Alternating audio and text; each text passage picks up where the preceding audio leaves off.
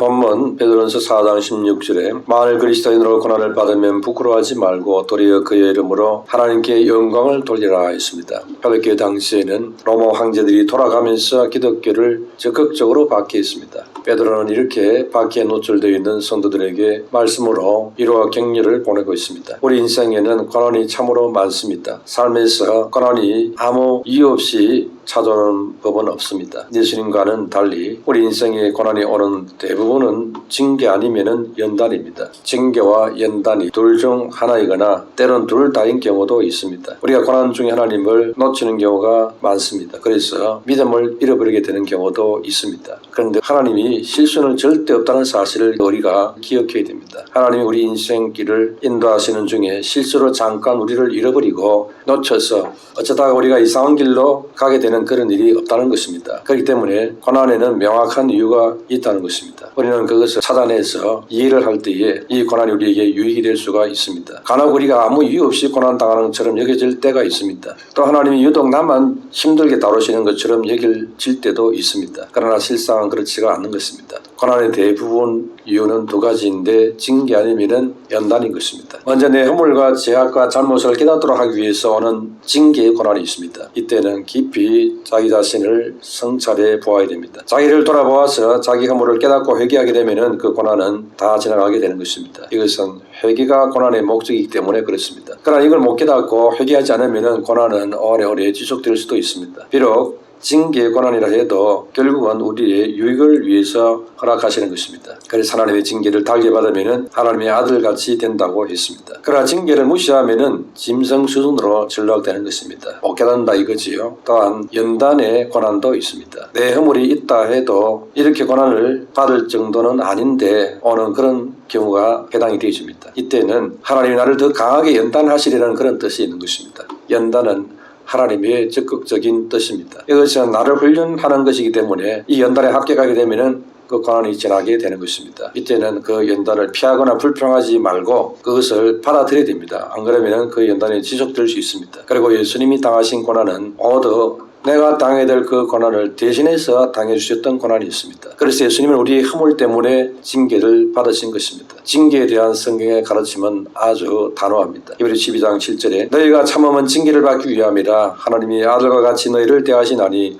어찌 아버지가 징계하지 않은 아들이 있으리요 했습니다. 그렇기 때문에 징계를 대하는 우리의 태도는 아주 중요한 것입니다. 징계는 하나님이 아들로 우리를 대우하시는 것이기 때문에 인내하며 참아야 된다 했습니다. 참을 때에 징계의 고난은 연단이 되기 때문에 그렇습니다. 아들을 고난으로 연단시키는 분이 바로 아버지라는 것입니다. 그런 연단과 훈련이 없다면 아들이 아니라 있습니다. 징계하는 아버지가 공포를 조장한다면 아버지가 아니겠지요. 징계의 채찍을 든 아버지의 마음은 자식보다 더 큰 고통을 느끼는 것입니다. 그게 참 아버지의 중심인 것입니다. 사랑하면 사랑할수록 고통의 농도는 더 짙어지게 되는 것입니다. 우리를 사랑하셔서 독생자를 아끼지 아니하셨던 아버지 하나님이신 것입니다. 우리를 향한 하나님의 사랑의 폭은 무한한 것입니다. 그렇기 때문에 우리를 징계하실 때 하나님 아버지의 그 고통은 너무너무 큰 것인 것입니다. 당신의 하나밖에 없는 아들을 죽기까지 희생시킬 정도로 우리를 사랑하신 것을 알 수 있지요.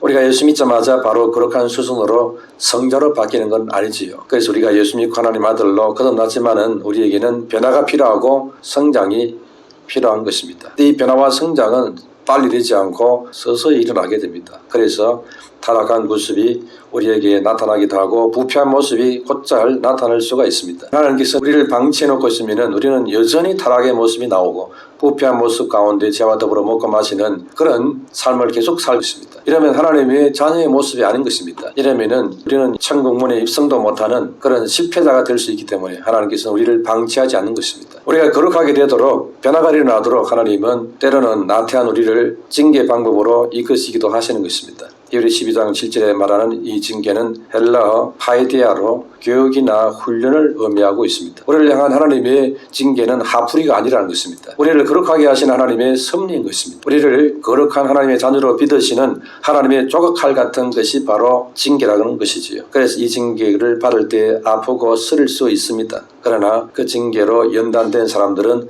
의의 평안한 열매를 맺히게 된 데 있습니다. 하나님의 징계를 대하는 우리의 자세가 있는데 그것은 곧 인내인 것입니다. 우리를 아들로 여기시고 계신다는 사실로 인해서 오히려 마음으로 감사하면서 이것을 인내하며 받아야 합니다. 우리의 본성을 덮고 있는 이 미련함이 벗겨지고 삶에 찌들어 있는 이 우매함이 제거되기 위해서는 불가피하게 고통이 수반되어야 되는 것입니다. 안 그러면 우리에게 변화가 오지를 않기 때문에 그렇습니다. 그만큼 우리 체질이 순하지 않고 독한 체질을 갖고 있는 것입니다. 이런 과정을 통해서 우리가 성화가 이루어지게 됩니다. 그래서 징계와 연단이 힘들어 보이지만은 그 징계와 연단으로 인해서 내가 하나님의 자녀 되어지고 또 거룩한 변화가 일어나게 되는 것입니다. 이렇게 되어지면은 의의 평강한 열매를 맺히게 된다고 했습니다. 그러니 결국에는 의의 평강한 열매를 맺히는 은혜가 있기 때문에 감사하게 되는 것입니다. 아버지의 마음도 또 사랑하는 마음도 없는 그런 징계는 학술일 뿐인 것입니다. 아버지의 마음과 사랑이 없는 징계는 많은 부작용을 나타나게 되는 것이지요. 그래서 이 세상에 교사들이 학생을 징계해야 될 때도 있습니다. 그런데 오늘날 교사들이 학생을 징계하는 이런 부분을 생략해버리기 때문에 오늘 학교 현장이 완전히 뒤죽박죽이 되고 있습니다. 부모 공경이 중요한 것이고요. 스승 공경이 중요한 것이고 위에 있는 권위에 복종하는 것이 중요한 것입니다. 이것은 곧 하나님 공경의 그림자인 것입니다. 하나님을 반역하는 이 인생들의 오늘 이 타락한 모습이 어릴 때부터 학교 현장에서 스승을 공경하지 않는 것이지요. 징계와 연단이 힘들어 보이지만 유익이 온다고 오늘 성경은 말하고 있지 않습니까? 교사가 학생을 징계해야 될 필요가 있겠지만 반드시 징계할 때는 부모의 사랑하는 그 입장에 대해서 아버지의 마음으로 해야 됩니다. 분노의 표출이 아니고 아버지의 심정으로 눈물 묻은 사랑의 매를 사용해야 됩니다. 그럴 때에 엄청난 변화가 오는 것이지요. 목회에도 때로는 성도들을 건증해야 될 때도 있습니다. 그러나 재판관의 차가운 판결이 아니고 아버지의 마음으로 변화와 성화의 방편으로 해야 되는 것입니다. 하나님은 그 자녀를 온전히 세우기 위해서 시련을 통해서 세웁니다. 창세기사 7장 9절에 보면은 야곱이 바로 이르되 내 나그네 길의 세월이 130년이니이다. 내 나이가 얼마 되지 못하니 우리 조상 나그네 길의 연주에 미치지 못하나 험악한 세월을 보냈나이다 하고 했습니다. 이 야곱의 말처럼 의인이나 악인 할 것 없이 이 세상 사는 동안에 많은 험악한 일을 겪게 됩니다. 의인들이라 할지라도 예외 없이 참으로 견디기 어려운 고난들을 당할 때가 많습니다. 때로는 억울하게 여겨질 정도로 도저히 이해 안 되는 고난을 당합니다. 동일한 조건에서 악인보다도 더 심한 고난을 받기도 합니다. 히브리 12장 8절에 징계는 다 받는 것이거늘 너희에게 없으면 사생자요 친나들이 아니니라 했습니다. 그리고 잠언 11장 1절에는 훈계를 좋아하는 자는 지식을 좋아하거니와 징계를 싫어하는 자는 짐승과 같으니라 했습니다. 징계는 자기를 돌아보게 하는 은혜가 있지요. 그런데 이 훈계와 징계로 자신을 돌아보는 그것을 싫어하는 자가 있다. 그렇다면은 그는 그저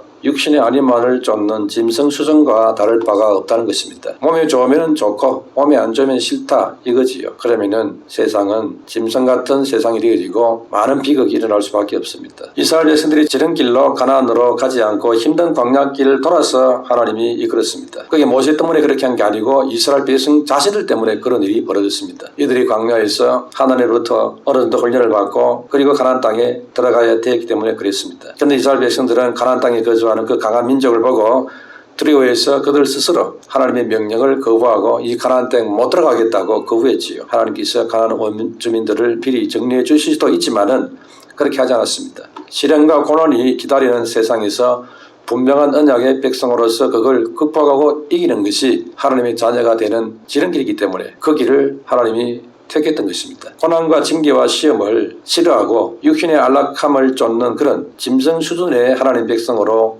되는 것을 하나님이 원치 않았다는 것입니다. 정말로 수준 높은 하나님 자녀다운 자녀가 되도록 하기 위해서 그 몸에 있는 짐승 수준의 그런 차원의 것들을 다 제거하고 떨궈내기 위해서 불가피하게 하나님께서는 고난과 징계와 시험을 사용했다는 것입니다. 첫 번째로 징계와 고난은 우리로 하여금 회개하게 만들어줍니다.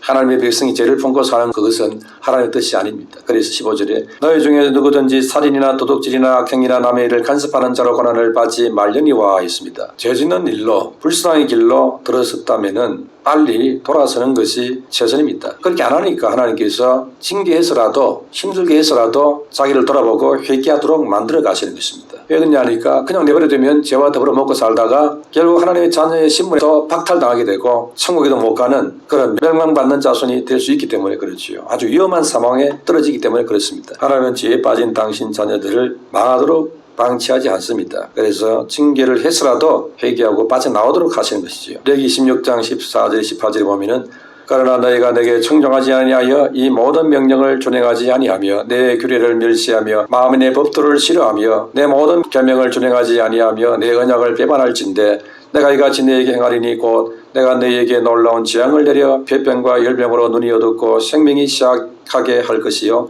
너희가 파동한 것은 헛되리니 너희의 대적이 그것을 먹을 것이며 내가 너희를 치리니 너희가 너희 대적에게 패할 것이요 너희를 미워하는 자가 너희를 다스릴 것이며 너희는 쫓는 자가 없어도 도망하리라. 또 만일 너희가 그렇게까지 되어도 내게 청종하지 아니하면 너희의 죄로 말미암아 내가 너희를 7배나 더 징벌하리라 했습니다. 하나님의 열심은 사람도 이길 수 없습니다. 하나님이 시작하신 일은 반드시 하나님이 매듭을 맺습니다. 어느 목사님의 딸이 있었습니다. 그런데 예수 안 믿는 남자와 연애를 했습니다. 아버지 목사님은 눈물로 걷고 말렸습니다. 그러나 그 딸은 듣지 않고 기어이 사랑하게 해달라 하면서 결혼을 하고 말았습니다. 그 이후 10년이 지났습니다. 자기가 하고 싶은 대로 살았습니다. 물론 교회도 안 다녔습니다. 그러던 중에 이 목사님 딸의 외아들이 병이 들고 말았습니다. 그러나 그녀는 하나님 앞에 간절한 마음으로 기도도 하지 않고 끝내 불신앙으로 일관했습니다. 그러자 결국 그 아들은 죽고 말았습니다. 그제서야 그녀는 교회를 찾아갔습니다. 그리고는 그녀는 너무 괴롭고 답답해서 목사님에게 하소연을 했습니다. 하나님이 어찌 이럴 수 있나요? 했습니다. 회개하기는커녕 하나님을 원망만 했습니다. 자기가 목회자 자녀라고 자기 입으로 말해놓고도 온갖 넋두리와 원망과 불평을 쏟아냈습니다.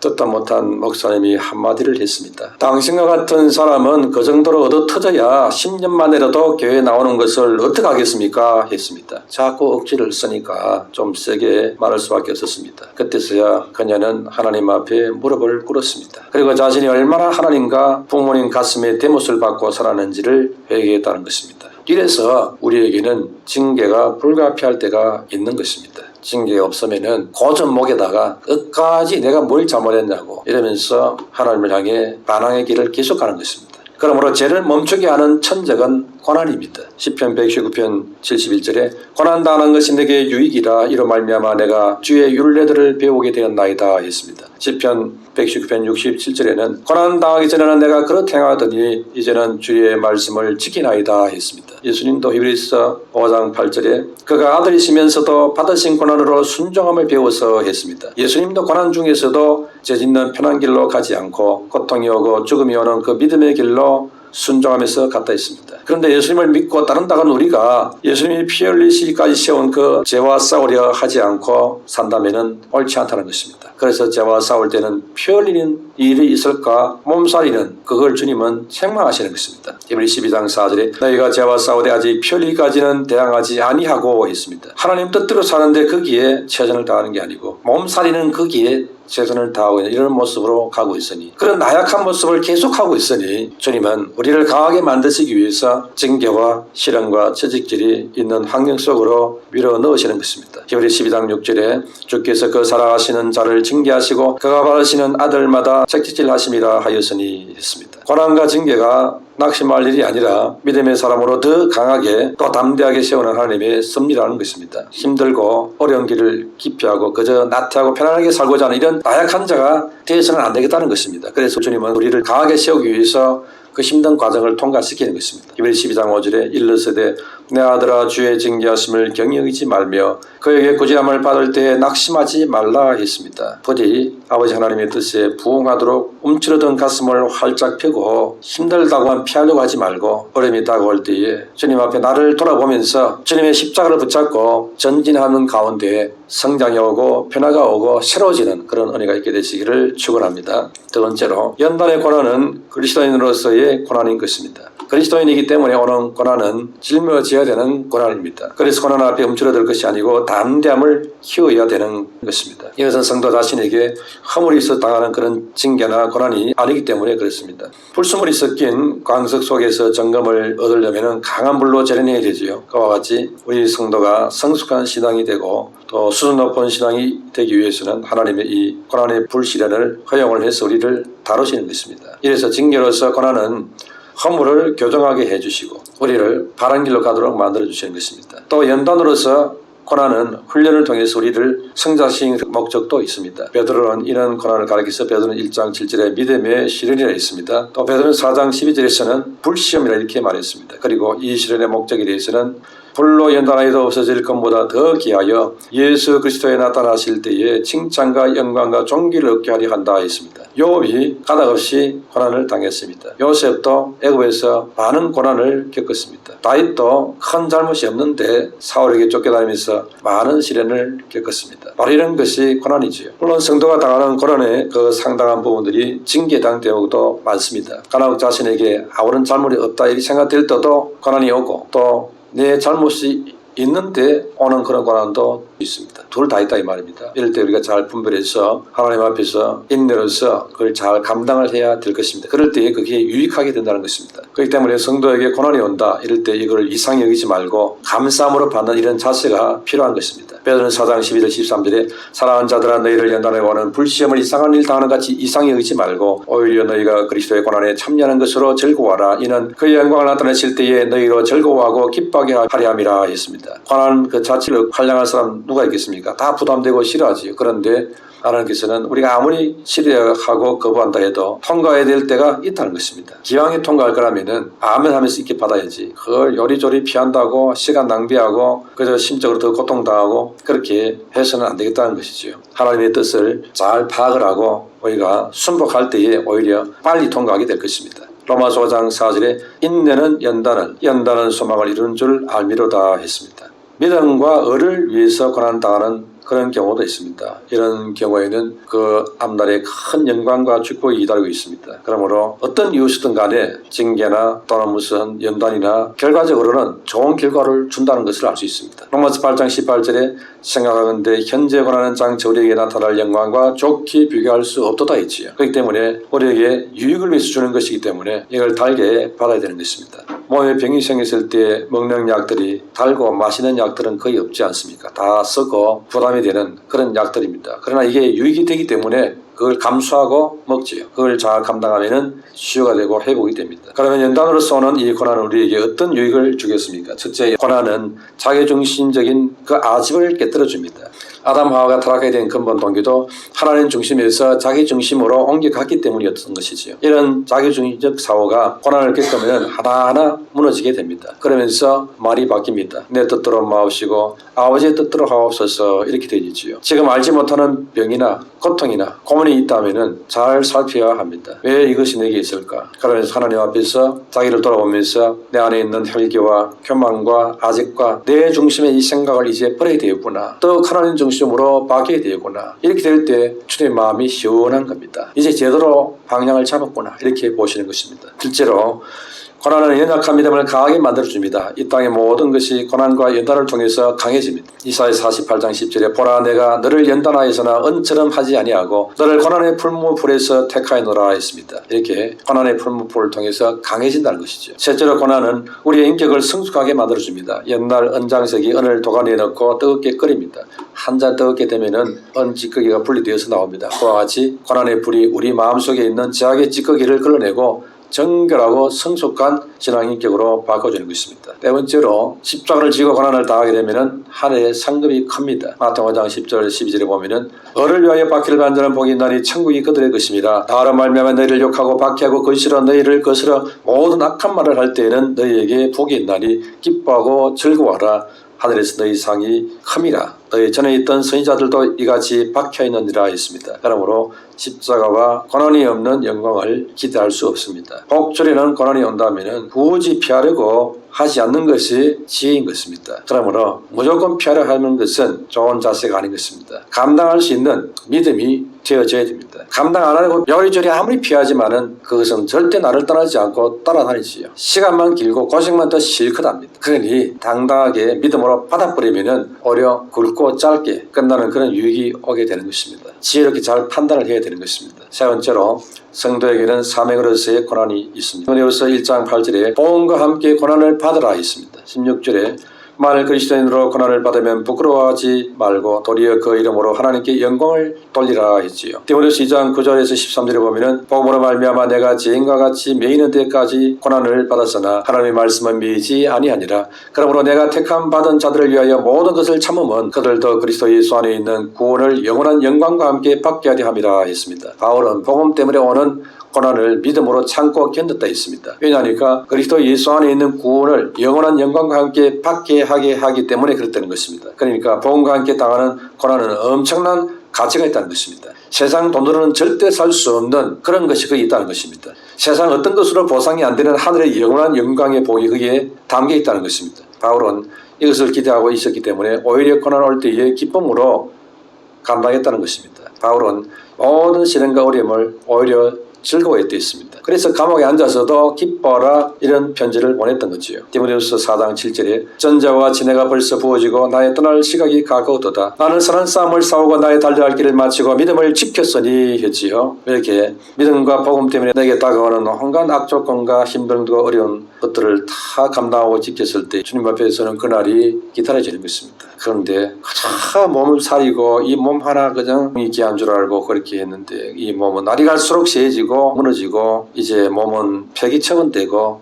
영혼만 주님 앞에 이제 서게 됐는데 주님 앞에 무슨 말을 할 것이냐. 저 썩어 없어져 버린 저 몸만 위해서 맨날 안전전긍긍하다가 세월 다 보내고 주님 앞에 이렇게 초라하게 선나이다. 얼마나 처참하고 부끄럽겠습니까? 그렇게 살아서 되겠냐 이거지요. 어차피 이 육신 덩어리는 날로 썩어지고 날로 무너지고 있지 않습니까? 이것은 영원히 갖고 갈 것이 아닙니다. 영원히 갖고 갈 것은 주님께서 주신 이 진리와 말씀 그리고 하나님의 뜻을 이루는 것입니다. 디모데후서는 바울이 로마 감옥에서 AD 67년에 썼고 이듬해 68년 봄쯤에 로마 법에 의해서 목이 잘려 순교를 당했습니다.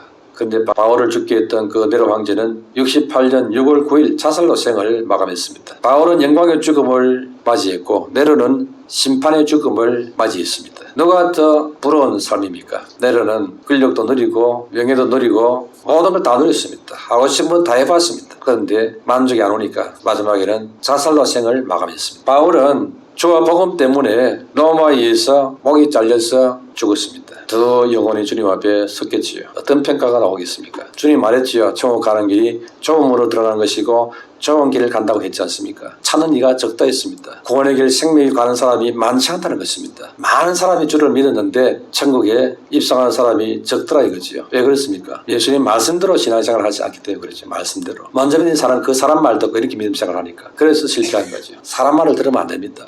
주님 말씀을 들어야 됩니다. 목사님이 설교할 때 부담되는 말씀을 많이 한다. 그 목사님은 아주 훌륭한 목사님이고 좋은 목사님입니다. 그런데 목사님 설교할 때마다 마음이 기쁘고 기분이 협조하고 콧노래가 나오고 이렇게 되면 좋은 목사님이 아닐 가능성이 아주 높습니다. 네. 우리 성도들이 대부분 좋아하는 그런 소리들은 칭찬하고 잘 된다는 소리입니다. 죄나 잘못된 그 고치라 거룩한 길을 가라 이런 거 하면은 부담이 되고 그냥 예수 믿으면 잘 된다 이런 유리해주는 그런 말들은 대부분 다 좋아하니까요. 구약에도 똑같았습니다. 이스라엘 백성도 그랬습니다. 거짓 신자들이 아주 차고 넘쳤습니다. 이런 사람 대접받고 왕궁에도 차고 넘쳤습니다. 왕 옆에서 왕에게 늘 아부하며 좋은 말만 해주는 것입니다. 대신들에게 잘된다 복받는다 이런 소리만 계속했습니다. 그런데 예레미야 이사 이런 특출한 이런 이상한 선지자가 나타나가지고 회개해라 회개 안 하면 망한다 나라가 망한다 이런 소리 하니까 저 이상한 희한 종자가 나와가지고 왜 저러나 감옥에 집어넣어라 입 다물게 입을 봉하라 이랬습니다. 그래가지고 다 멸시했지요. 99% 그렇게 했습니다. 이스라엘 백성들이 하나님 백성들이 제대로 그 말을 듣고 따라간 사람 몇 사람 없었습니다. 나중에 그 후손들이 우리 조상들이 왜 그랬을까 하면서 예레미야 이사야 무덤을 크게 짓고 거짓 신자들은 다 사라져버리고 없습니다. 그러면서 자기들도 제대로 한다고 했는데 예수님이 와서 뭐라고 합니까? 너희들도 너희 조상들 하는 것을 그대로 지금 하고 있다고 되어 있습니다. 이 무슨 말씀입니까? 오늘 이 말세의 도리가 주를 믿노라 하면서 입으로만 주여 주여야지 실제로 주님을 제대로 믿는 사람이 많지 않다 이 말입니다. 무서운 말씀입니다. 이런 말 하면은 목사님 자꾸 부담되는 말을 한다. 좋은 말 하는데 가자 이렇게 되지 않겠습니까? 그래도 교인 다른 데 갈까 싶어가지고 자꾸 위로하는 말 격려하는 좋은 말만 자꾸 해줍니다. 주님 앞에 섰더니 네가 누구냐 이 말을 듣는다면 그때 가서 목사님 왜 그렇게 이런 말을 했을까? 그때 똑바로 말씀을 왜 안 해줬을까? 늦습니다. 아무 소용없습니다. 그런 사익고 목사 말을 듣고 속았던 내가 잘못이지 구의 본들 아무 소용없습니다. 그 목사님도 자기도 같은 데 가 있는 거죠. 제발 정신을 차려야 됩니다. 주여 주여 말만 하지 말고 아버지의 뜻대로 순종하는 자 이런 사람이 하나님 백성입니다. 그러므로 편하게 쉽게 재짓고 하고 싶은 대로 다 하면서 성질 다 부려가면서 이렇게 믿으려 하지 말고 자기를 다스리고 참고 견디고 그리고 좀 피해를 입더라도 좀 그것을 감수해 가면서 부족하지만은 예수님을 닮아가려고 애를 써가면서 십자가를 져가면서 조심하면서 그렇게 믿음 생활을 해야 되는 바울이 뭐라 했습니까? 두렵고 떨림으로 너희 구원을 이루려 했지 않습니까? 조심해라 이 말입니다. 그러므로 완전하지는 않지만은 주님의 말씀대로 온전한 길로 나아가려고 몸부림치면서 나아가는 이런 겸손함으로 믿음의 길을 가게 되시기를 주의 이름으로 축원합니다.